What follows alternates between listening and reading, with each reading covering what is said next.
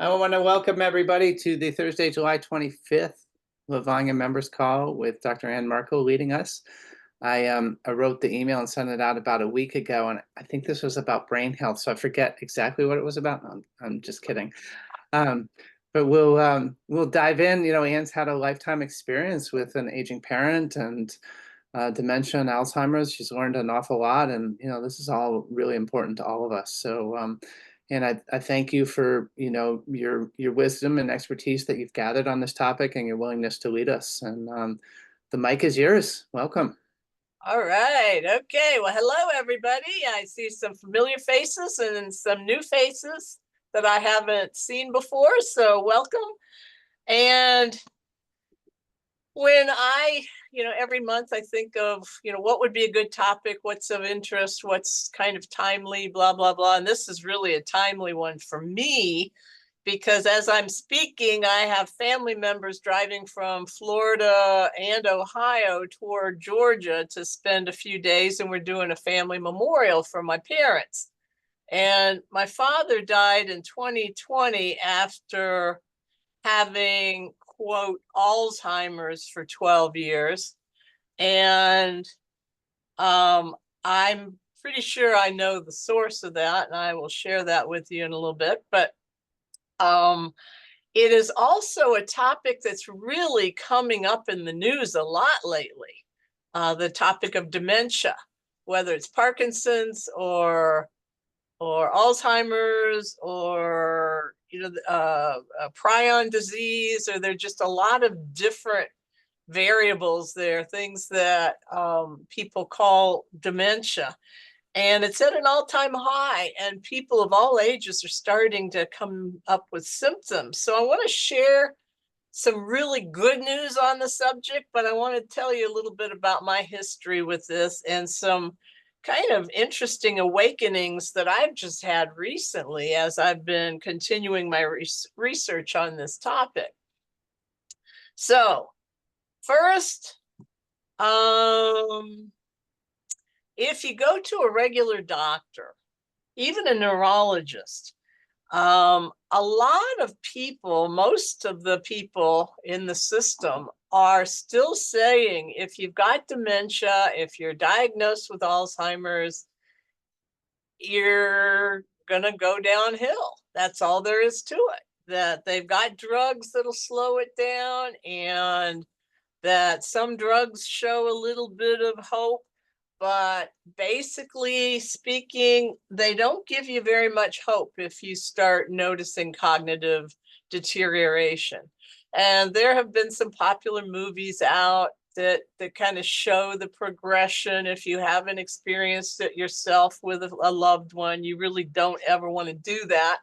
But it is a gradual process, and you can see it little by little by little, and the symptoms start showing up. It can be word aphasia, where people can't really get a sentence out evenly, or big pauses, or they may just totally lose a train of thought.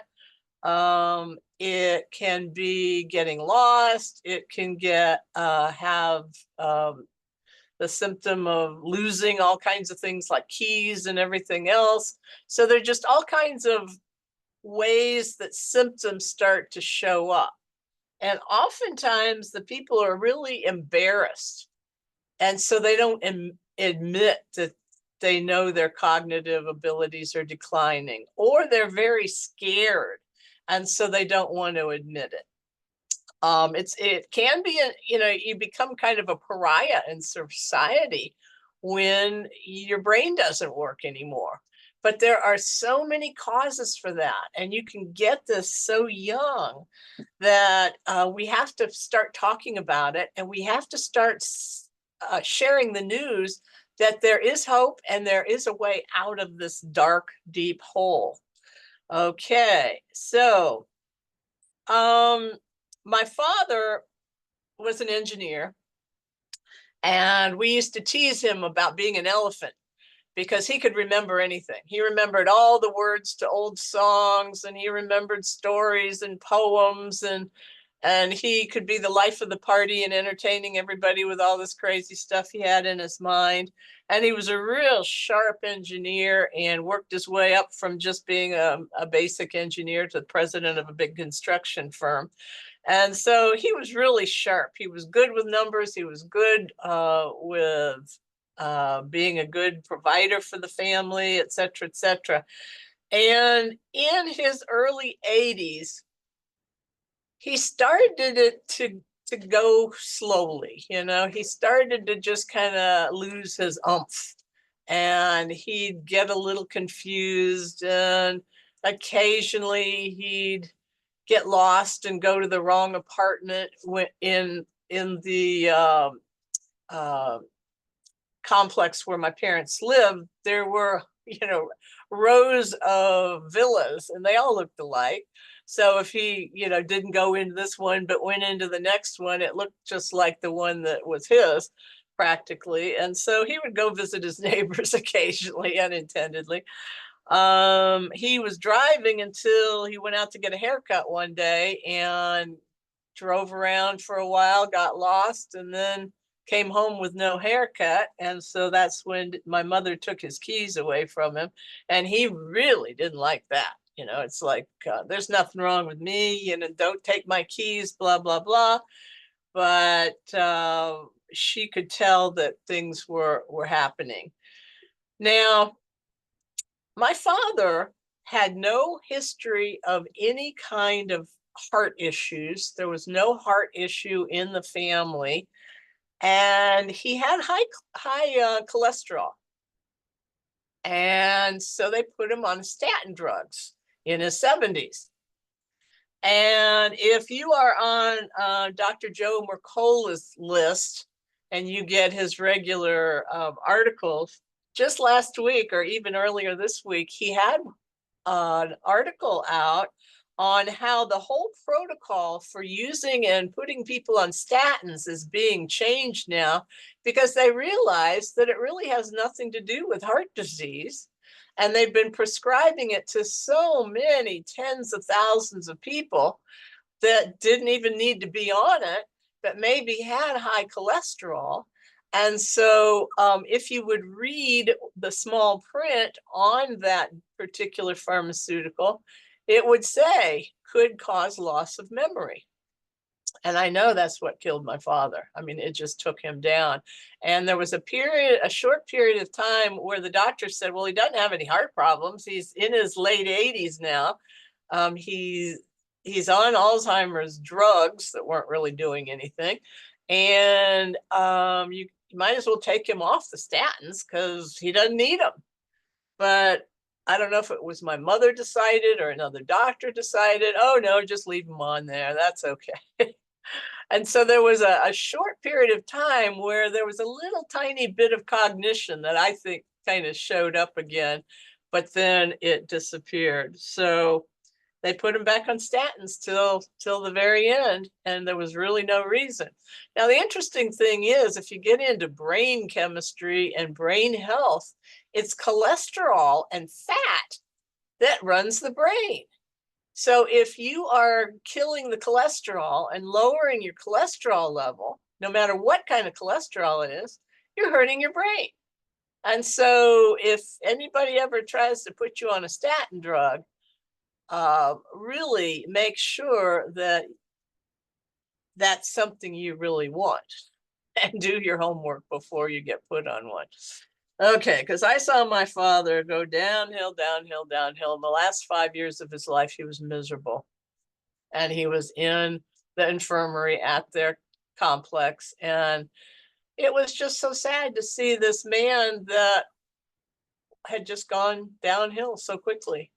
And it was because of the pharmaceuticals, because otherwise he was strong as an ox and had great genes and died the month before he turned 99.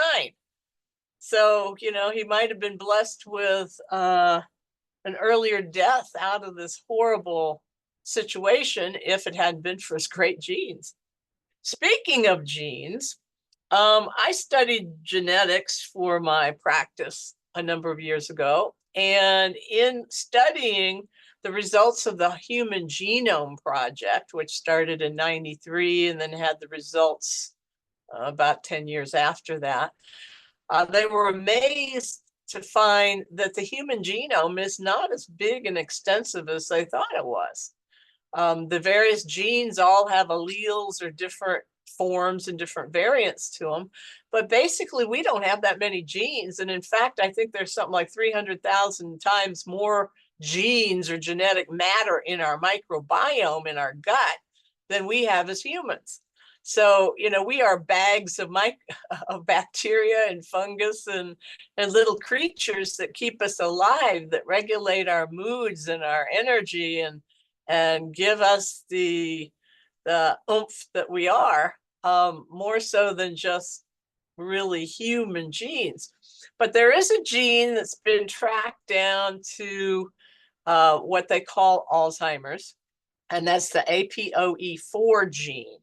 And if you have one of those genes, an APOE4 rather than APOE3 or 2, you have a higher incidence of getting dementia. If you have a double APOE4 from both sides, both your mother and your father, then in the past they've always said, oh, you're going to die of dementia, you are going to have Alzheimer's, blah blah blah blah. Okay, so I was doing the studies and I was just interested, so I got the 23andMe, and then I analyzed all the things, and the APOE4 did show up. I had one copy of that, and I thought, well, I could have gotten that from my father because he was diagnosed with Alzheimer's, but I also could have gotten it from my mother's side of the family because her mother had macular degeneration, which can also be caused by the APOE4 gene. Now, if you listen to my last month's talk, I think I just touched on this real quickly, and that is that, some people will say there are mutations in genes, and that's why some genes cause certain things like cancer and X and Y and Z. But basically, nature doesn't make mistakes. Man does, but nature doesn't. And nature basically creates variants that support bodies to exist in their environments and to live. And the APOE4, they hypothesize, showed up during the Ice Age when some of our ancestors were walking across the barren ice fields and would sometimes scrape their feet on rocks that were showing, or a piece of sharp ice. And the APOE4 gene would help them to not bleed to death. It would help their abrasion to heal quickly. So there are good things about the APOE4.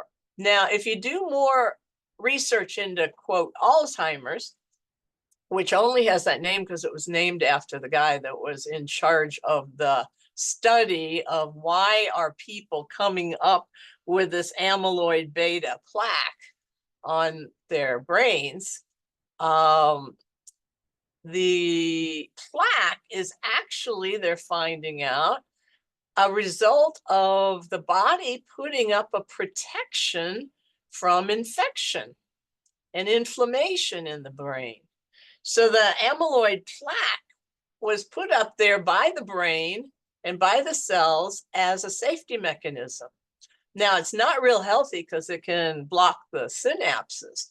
However, at the same time, if you are trying to find a drug and putting one out on the market, and all it does is strip off the amyloid plaque, then if you've got a live patient, that patient could then succumb even more deeply into dementia because you're ripping away the scab off of the brain, basically. You're taking away what the brain has put up there for protection.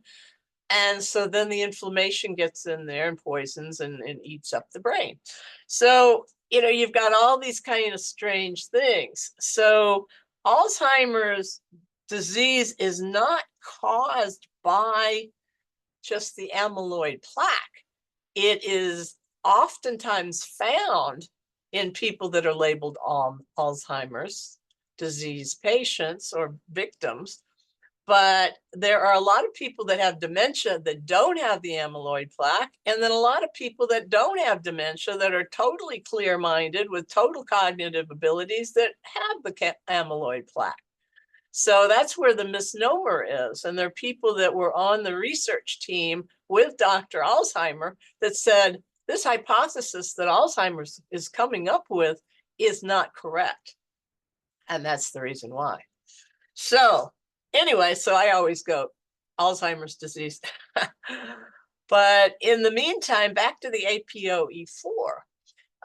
If you're studying genetics, you study epigenetics, if you know what you're doing, which is epigenetics is a study of how to manage your genes, keeping your genes clean, keeping them functioning, knowing what to stay away from, what not to eat, what not to breathe, what not to create or place in your territory, in your terrain, in your environment, so that you won't trigger the negative sides of some of these gene variants.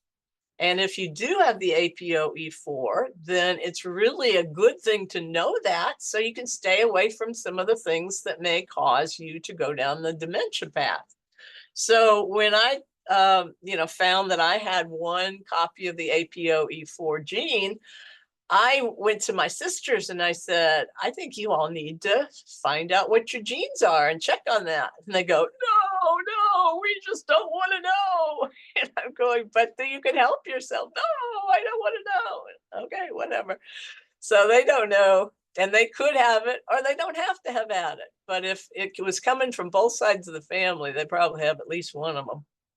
But that's for theirs to deal with. So anyway, there are people all over now that are waking up to the fact that just because you have APOE4 doesn't mean you're going to have dementia of any kind. And there are organizations you can go to. I'm going to share a website with you. This one, which is apoe4.info.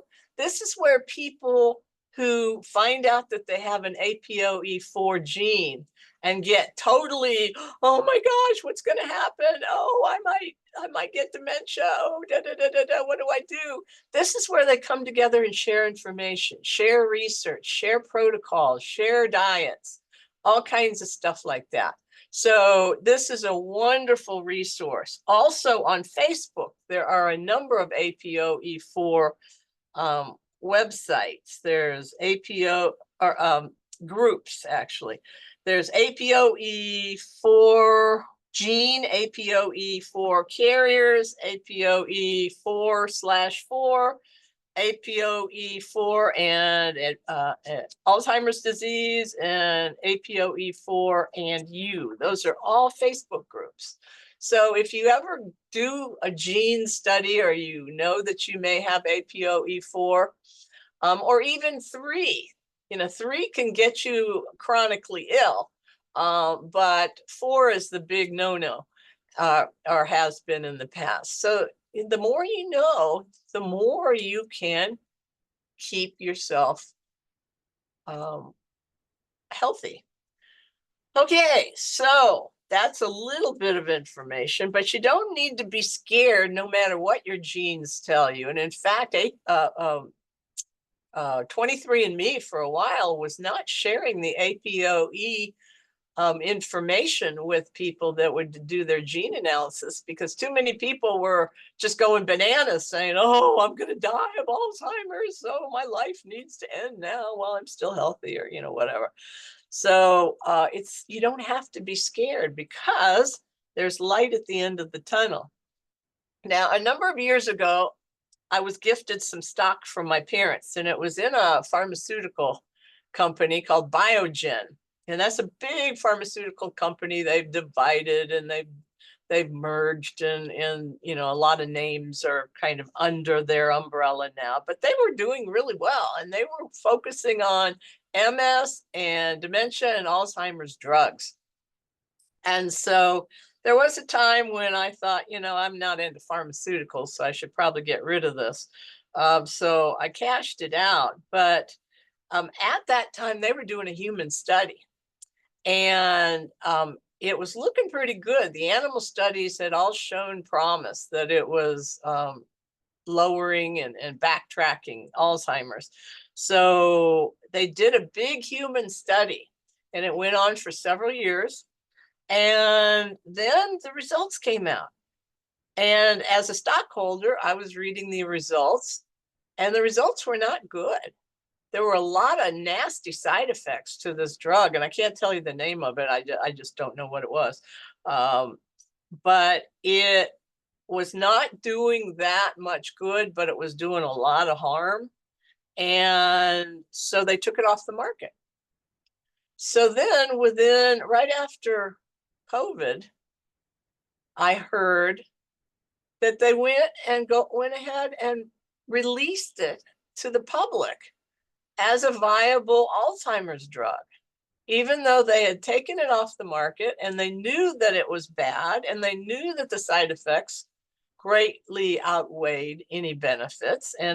And so far there has been no drug that will turn back the cognitive decline of Alzheimer's or Parkinson's or these other diseases. And I could tell you from the very beginning that with MS, because I treat autoimmune people all the time, that there's no drug that can turn these chronic autoimmune diseases backwards, because there are too many aspects to each disease, each condition. Now, when you realize that, you start looking at the whole big picture. And that's what the rest of what I want to share with you about, because the rest of it's good news. If you're willing to wake up and do a little bit of your own research and maybe make some lifestyle changes if you feel like you've got some issues going on. Okay, so I'm going to do another screen share of some research that I've done over the years. And these are some really great people that you need to know about if you've got any dementia or cognitive issues in your family, because oftentimes things like autoimmune and chronic conditions do run in families.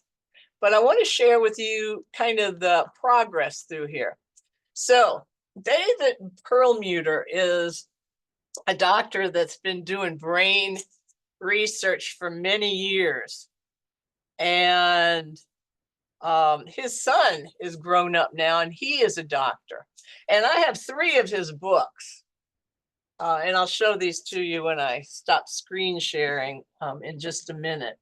But in 2000, he wrote this book, which is called BrainRecovery.com, Powerful Therapy for Challenging Brain Disorders. And he goes into Alzheimer's, multiple sclerosis, stroke, Parkinson's, post-polio syndrome, ALS, ways to improve brain performance, brain protection, and maintenance. And so he is a neurologist, and he was a pioneer in this area. The second book that he wrote was, I don't have the outside of this, but it was called Grain Brain. And this was in 2013. And it was all about the surprising truth about wheat, carbs, sugar, and the brain's silent killers. And he was one of the first ones that started coming out and talking about going grain-free or gluten-free. And his next book in 2017 was Brain Maker, Power of Gut Microbes to Heal and Protect Your Brain. So, yeah, the Grain Brain was a precursor, but it was definitely related to the reason why you want to get off of grains is because they kill your gut microbiome. And your gut microbes are what will keep you healthy and protect your brain. All right. So, let's see. I'm gonna look at when this book came out. 2018. Okay, so in, oh gosh, when was it? It must have been about maybe 40 years ago. I was diagnosed with corn allergies, and it was because I was getting all kinds of rheumatoid arthritis symptoms, especially in my hands. And so I had had acne in college, in high school and junior high, and it seemed like every time I had a hot date planned, my face would break out. And I'm not talking about just a little bump here or there. I'm talking about big, big things. And it was so horrible.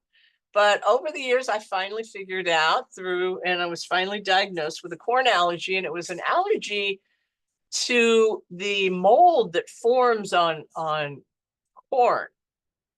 Well, at that point, I was really grateful that I didn't have to give up wheat. But it was only a couple of years after that that I did give up wheat, because it tested that I was getting allergic to that too. And that was also adding to the pain of the rheumatoid arthritis. So I went off of that, and I started wondering, well, why grain? Why gluten? Why, gluten is usually wheat, barley, and rye. So why are those things, why do those show up? And I started studying with a doctor called Dr. Tom O'Brien. I'm going to stop this share, but I'll come back to this. Tom O'Brien. And he is a gluten specialist. And You Can Fix Your Brain was a book he came out with in 2018. And, talking about the best memory, productivity, and sleep. And I got certified with him as a gluten practitioner, so I could know the science behind what gluten actually does to your gut, what does it do to your microbiome, and ultimately, what does it do to your brain? So he's got some great books out, because he's an autoimmune specialist, but he also is a gluten specialist. And so if you ever heard of a gluten summit a number of years ago, he was in charge of that. And he has been on the speaker circuit for many years, but he is really sharp. So if you see any books by Dr. Tom O'Brien, he's not a brain specialist. He is an autoimmune. Why does your body attack itself? And a gluten specialist. So this is all part of the puzzle here. All right, so about that time, another super doctor was doing his own research in his clinic. And this is a doctor who I went out and bought copies of his first book, which came out in 2017, The End of Alzheimer's, the first program to prevent and reverse cognitive decline. That book I gave as Christmas presents to everybody I knew, all my relatives, everything. This is what this one looks like. Can you see that? Where are we? Okay, the end of, and that has become famous, and it just talked about this whole theory of there are 36 different components that he's identified in dementia / Alzheimer's. And he likes to use the metaphor of, you've got a leaky roof. You've got 36 holes in that roof.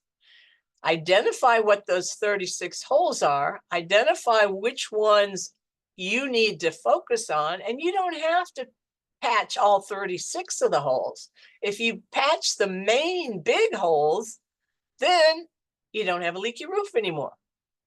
So this is his concept. In his first book, he went over all of these different things to look for and ways to focus on them. And then in 2020, he came out with End of Alzheimer's, the first protocol to enhance cognition and reverse decline at any age. So that's what this book looks like.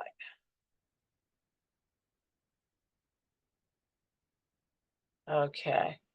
So that was a great book too. And it gives you a step-by-step, and you could take it to your doctor to just follow the protocol. Bredesen has, in his own clinic and in his practice, he has not only worked with thousands and thousands of patients, but he's had patients that have gotten well. And they've gotten so well that they've gone back to work. They've gone from non-speaking, non-recognizing people that they're related to, obviously having to drop out of their work, their jobs, etc., to getting back to work, to having their full cognition back. And he had a study of 10 patients, a control group, and 9 out of the 10 got well and got their cognitions back.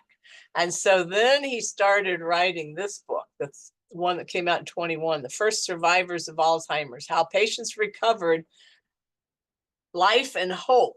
And they wrote the articles in this book. Each chapter is written by one of these survivors, and they are amazing. Now, when I bought this book, and that was kind of recently, I was so excited to hear these actual studies. And most of these people were really high level, smart people. They reminded me of my father.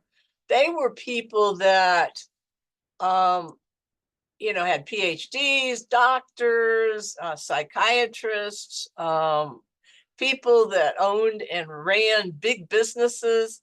They were really, really sharp. And what I noticed was so many of these cases started to have symptoms in their 40s.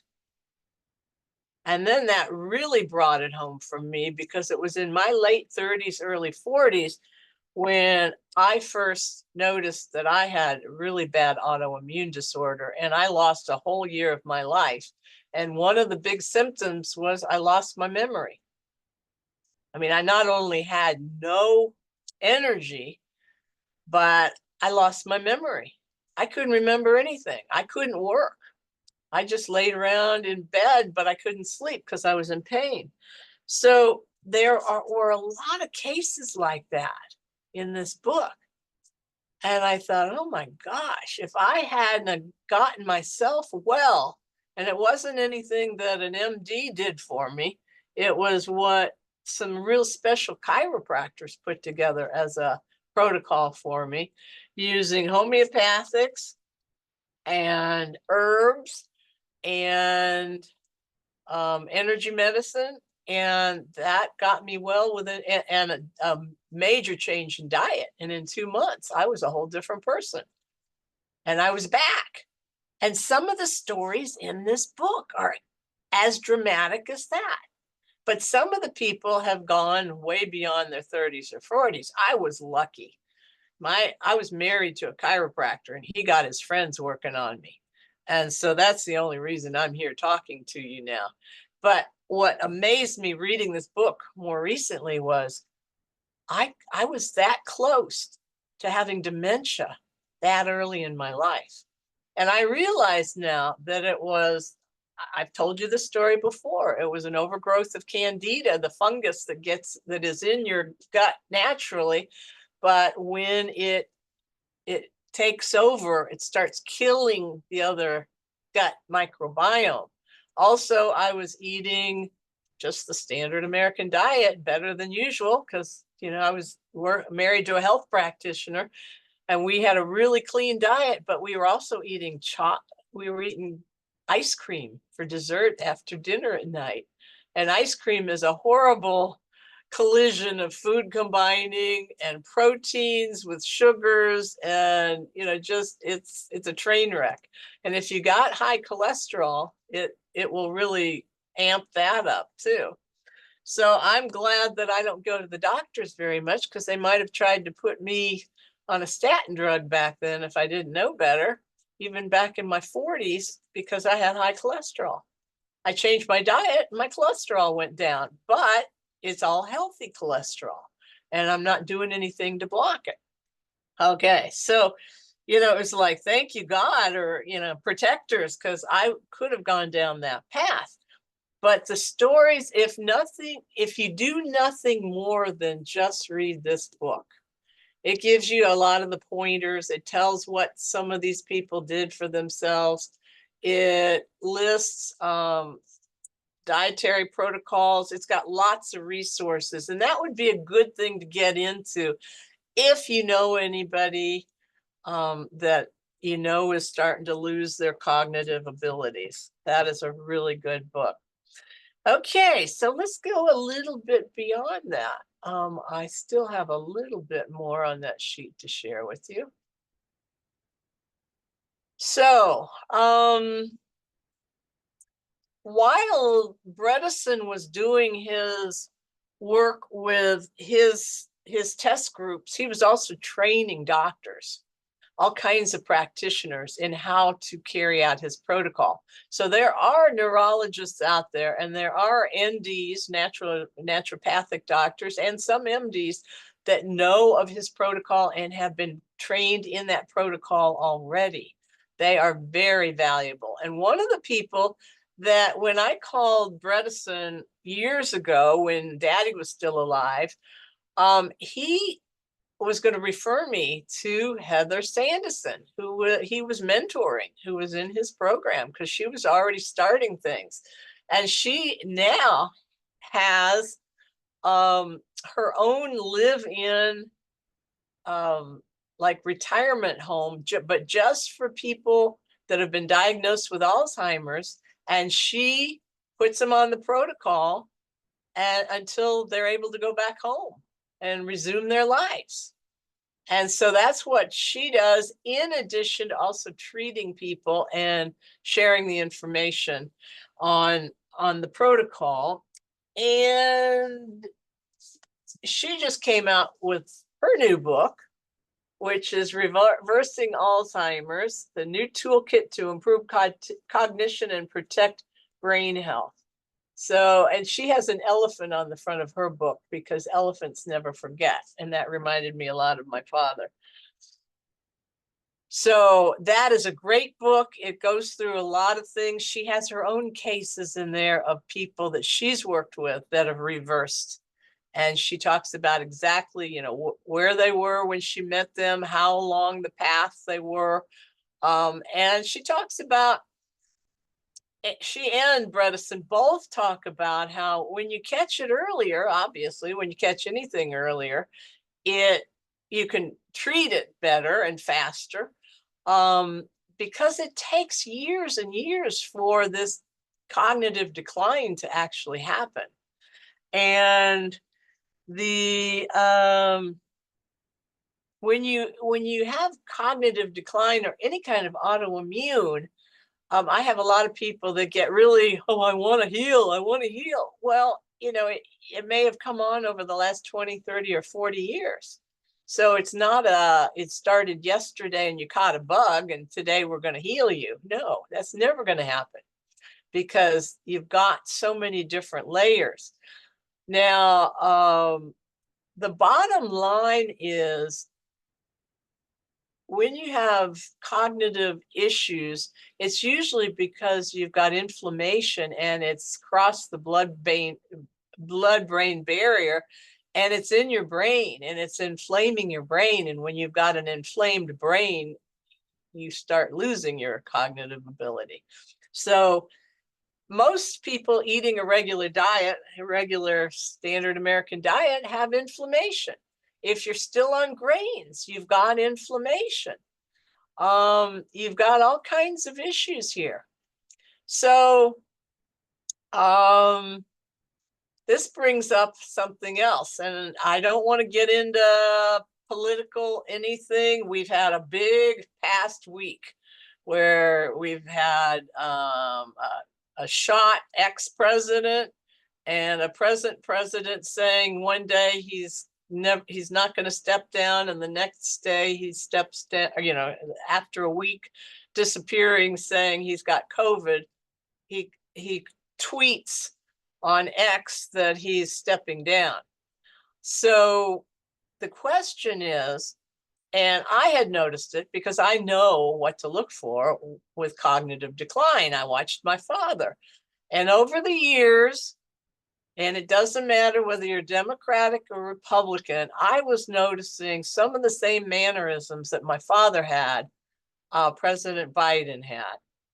And so a lot of people have been talking about it. A lot of people, I've seen several different videos where it shows him in 2019, 2020, 2021.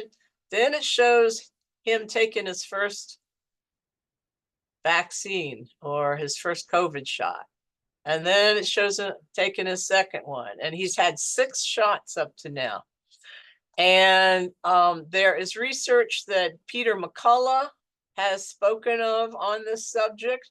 There are not just talking about Biden, but there have been research projects all over the world looking at people that could be vaccine injured that are coming down with dementia, all different kinds of dementia, all over the world. And they're all asking the same question: is this a vaccine injury? So on the High Wire, which if you're not watching that, that is a health station that every Thursday afternoon it comes out with a 2-hour program, and they go into things that can hurt humans, basically. And they've covered a lot of different things. Vaccines are one of the things they've covered, but they cover a lot of areas of, they've touched on geoengineering, they've touched on EMFs. And the thing about the High Wire is that whatever they say on the show, they give you their sources. So you can go to the horse's mouth and read the research. You can go to the doctors that they quote. You can go to the medical journals, whatever. You get all of that several days right after they've aired the show. So this may be something that you'd like to look at. I think it was just last week or the week before, but you can see where they show a video of Biden over the years, and it talks about some of these studies, but it's just the question: could he be vaccine injured, and could this be why he's got, Dr. McCullough says that he has a lot of the symptoms that are, quote, dementia, but he's not quite Alzheimer's and he's not quite Parkinson's, even though there's a Parkinson's doctor that has gone monthly for 8 months to the White House to look at President Biden. So he's not really falling into either of these 2 specific categories, but that doesn't mean that he isn't having cognitive issues. And that could be because it's a new variety because of the vaccine. And we know that the spike protein does cross the blood-brain barrier. It does get into the brain, and just like it gets into all other parts of the body. So it could cause inflammation in the brain, which causes dementia. So I wanted to share that. Again, this is not a political. I'm not saying anything about whether him stepping down was a good idea or bad idea. I'm just saying, the news, you've been there. This is one report that goes beyond just Biden. This goes all over the world with all the other research that's been going on. Okay. All right. So I thought this is not only timely because we're getting a lot more information about vaccine injuries. Pfizer's admitting it wasn't safe. They're admitting it didn't work. There's just a lot of stuff coming up, and it's being reported now even by the mainstream media.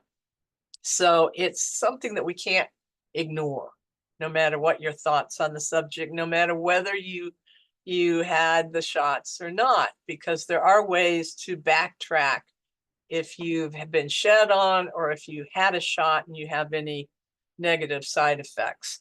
So I'm going to open this up to any questions that you have or any comments that you have at this point. I have a question for you, Anne. I experienced irritable bowel syndrome in my 30s, and so I had an entire year of just eating really purely, and I spent about 8 years healing it. And it's pretty obvious: gluten, dairy, sugar, they don't work for me.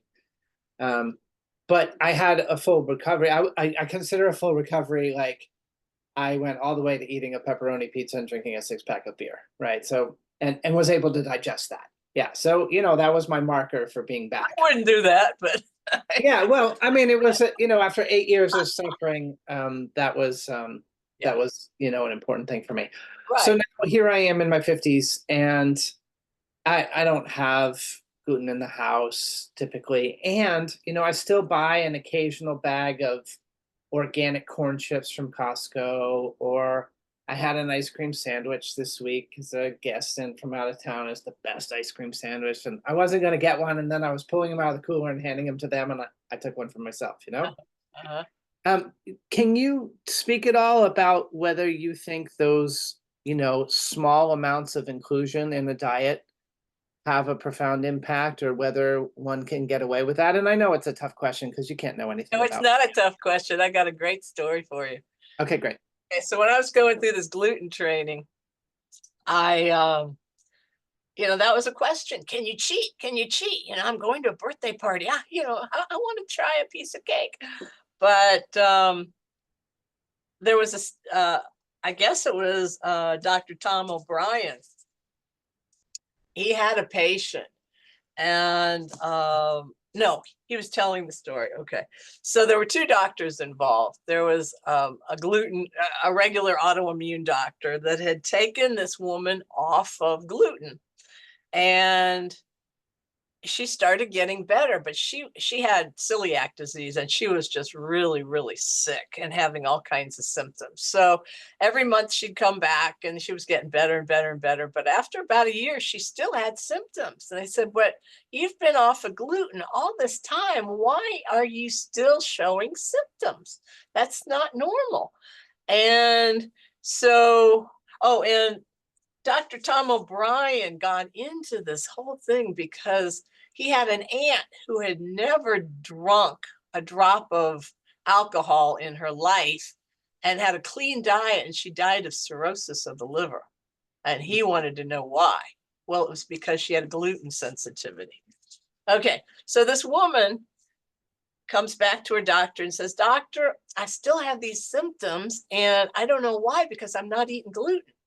So the doctor had a second doctor in the office who was very astute and was asking questions, and said, asked some personal questions of this woman and said, "Well, are you religious?" And she goes, "Yes, I go to mass every morning because I'm a nun."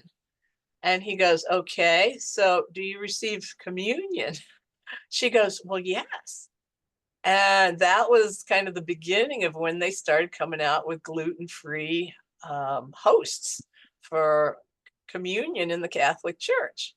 But she was going to communion. Now, you know how little that little teeny piece of a little tiny flat thing is. But she was going up just about every day and getting that. So she was getting that tiny bit of gluten, but her body was still having symptoms. So, and Dr. O'Brien basically says, his studies have shown that if you cheat, it can reactivate the antibodies that are going after your own cells, because your cells, your epithelial cells in your gut, resemble gluten cells. So if they've been heightened to search for gluten, that's the negative thing. There's some. Well, and then there's no gluten because you're really not doing gluten. You just cheated. It'll start going after your your intestinal cells. And that's what autoimmune is. So you may have symptoms for a while, and they said up to 6 months if you've got really a severe sensitivity just by taking one bite of something. So yeah. Fair enough. Yeah. It's So I know sometimes I get away with it and sometimes I don't. Sometimes, maybe I'll do it 2 days in a row and I'm like, wow, there's like a backlash. For me, yeah. when I get weak, I tend to get weak in my bronchial area. Uh-huh. And I can just, 1 or 2 days of sugar now, have bronchial weakness. And so, getting older and the feedback loops are shorter. It's really good to hear your perspective on it. Can you speak for a second on your favorite ways of approaching a candida overgrowth? Yeah, yeah. I did it way back in the dark ages. That's before they had gluten-free foods on the market. That's before they had the quote paleo diet or any of these fancy diets or any of the regimes they have now. So I was doing it by the seat of my pants. And basically what I did was I changed my diet dramatically. So I went off of dairy, all grains, mushrooms because they have mold on them and you don't want to add to the fungus that's already you're trying to kill it. Let's see what else. Basically the only things no fruit because you can't eat anything that will feed the yeast, feed the fungus. Nothing with yeast, so no alcohol. So basically I ate two things: meat and vegetables. Mhm. And I love to eat. I'm one of those people. I live to eat, not eat to live. And so basically, I promised myself I could eat as much as my stomach could hold, but I could only eat those two things. So, and so that's no sauces, no dressings, no, that was a little hard eating just a lettuce salad, but you could put lemon juice on it. No vinegar because that's fermented. So, I was very strict on that. That was a big thing. And then in the meantime, I was taking anti-candida homeopathics in drops. But they do have a whole line of enzymes that are anti-candida. So you can take those on an empty stomach, 2 or 3, and I can tell you what brand is good and that sort of thing. You can take those. Another thing is when the fungus starts feeling like it's being killed off, it starts putting out the poisons. It makes you really sick. And, that's the detox symptom in this case. And so you need to clear it all out, clear out the dead bodies quickly. So I went on Cascara Sagrada, which is a real potent herb. If you're ever constipated, you could take half a pill. I told one of my clients recently to go on that, and I don't know if she didn't hear me or what, but she took 2 pills the first night because she was constipated, and oh my gosh, she says, I can't take that stuff. I said, well, you've got to be careful with it because it does clear out the intestines.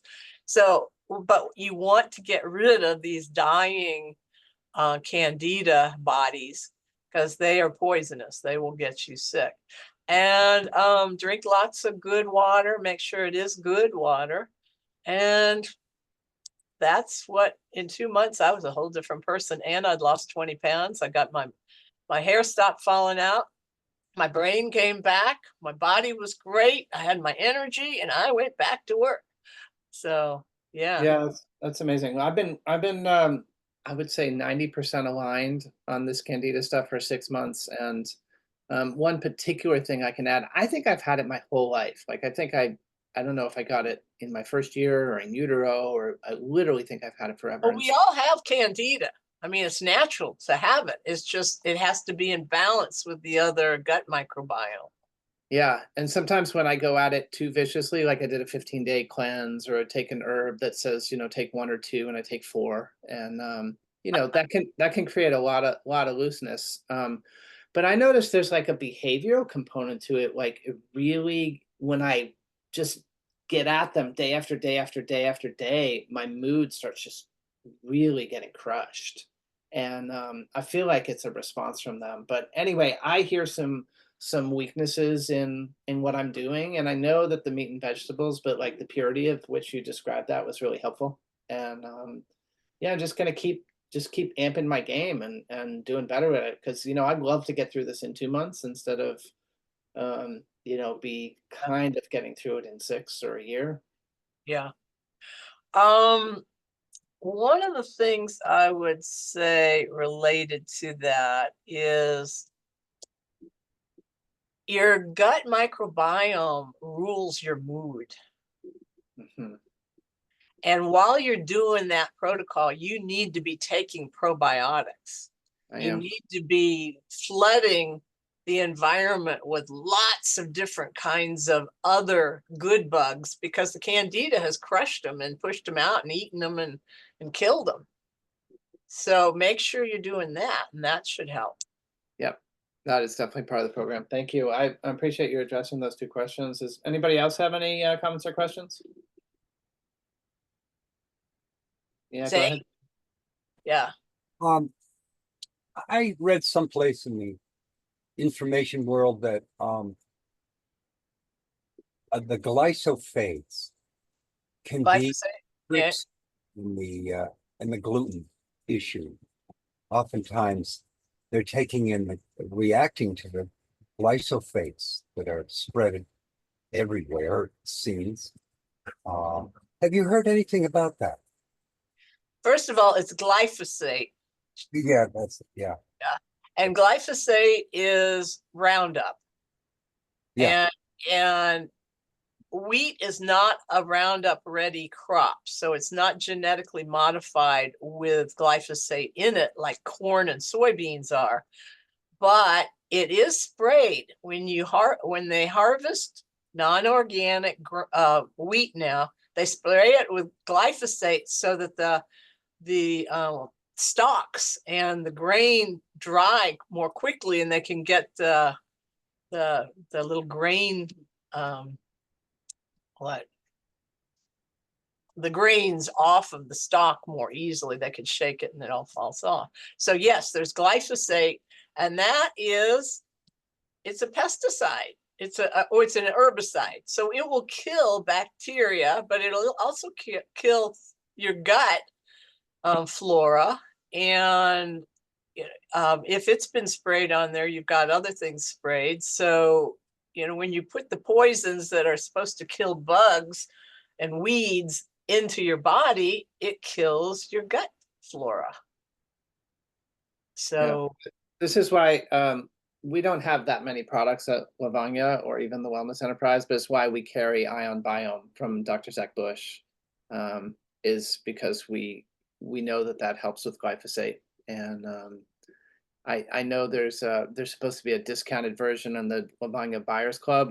I'm not carrying it to make money. I'm just carrying it to get to people. So if you want to take that to help with glyphosate, try the Lovonya Buyers Club, which is linked in the email all the time. And if that's not functional, just email me and we'll get it to you because it's just a great thing to take.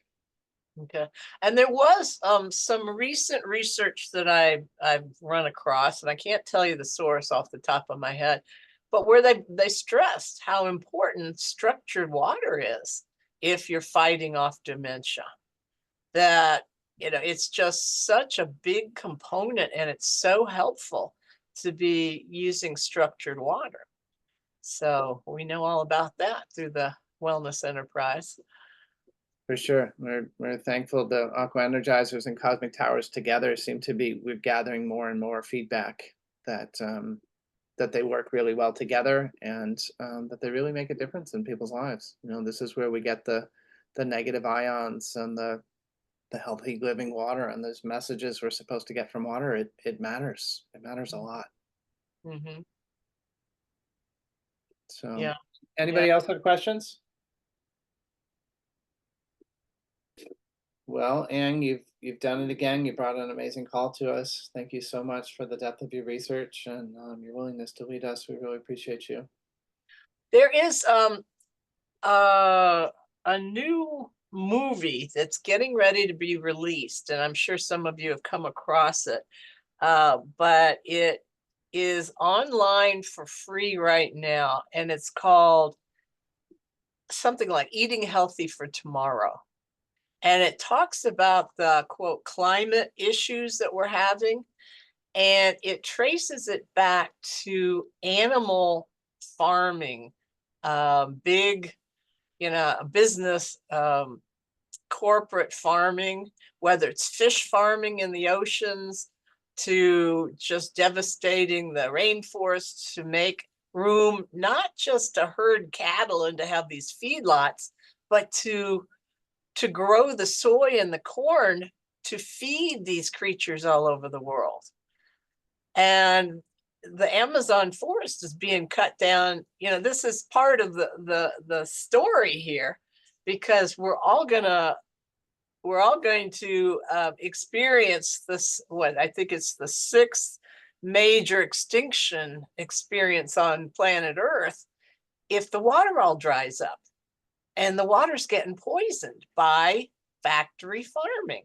So if you look online, I will send you, Pat, a link to that if you'd like to share that with this group, because I think that is definitely worth watching. It is something, I watched it last night. It's an hour and a half, very well done documentary.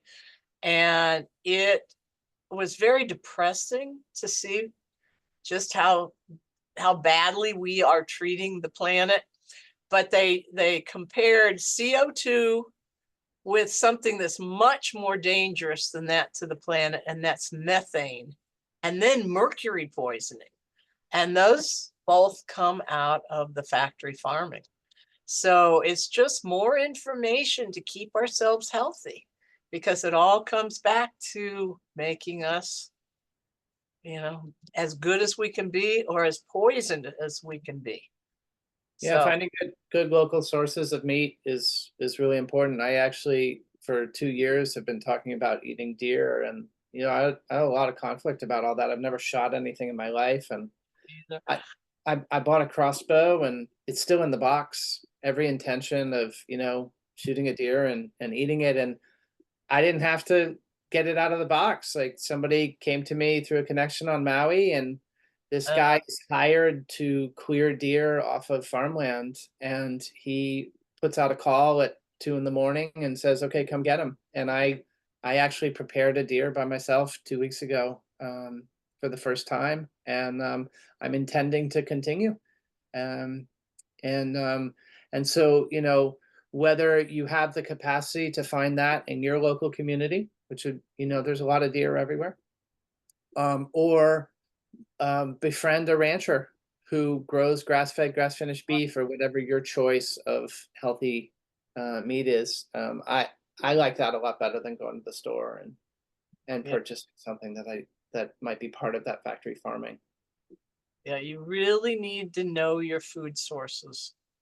It's getting really serious now. So keep yourselves healthy. Absolutely. Zane, did you have something? Or yeah. Yes, I just want to mention that I asked Grace, my cosmic tower, to help me find a food source, like eggs and meats and goat milk, raw goat milk. That was my request. And then I pressed submit, and lo and behold, just practically the next day, I meet the Eggman down the road. He has rainbow eggs. The chickens are everywhere, and 3 wonderfully friendly dogs, and these goats with horns, big long horns, and proudly prancing around, and so much more is coming, and it's like bingo. I feel so grateful to have it, less than a mile down the road, and then there's this farmer's market forming every Saturday next door to where I live. It's just amazing. So getting to know the locale and having a better sense of home and place is Yeah. awesome. Yeah. That's great. Well, as a little precursor for next week's call, we're going to have Theo Lucier, our favorite researcher and friend for almost a decade now, come on. And, he's been calling San Diego home and is still calling San Diego home for part of the year. And we talked last week, and the writing's on the wall. Like, living in a city is just not viable anymore. and we have to contemplate moving, and we have to, at the least, what you're talking about, Zane, like figuring out where down the road the healthy source of food is. Maybe we have to strain ourselves a little bit in the direction of finding those relationships. And at the most, if we're ready for that level of disruption, we need to move, and we need to move deeper into nature. And I'm certain that my willingness to kind of uproot myself and let the wind show me where I'm supposed to go is part of why I landed here on Maui, because it's so wild. And I'm really fortunate. I can get a lot of living foods really easily. And it's a big topic. It's a hard one, but it's an important one. Yeah. So yeah, we'll be getting into that next week. All right, anything else? Okay, well, thank you all for coming. It was great seeing you, and I hope you all have a great week before the next call, and I'll see you next month. All right, thank you so much, Dr. And thanks for being here, everybody. Thanks.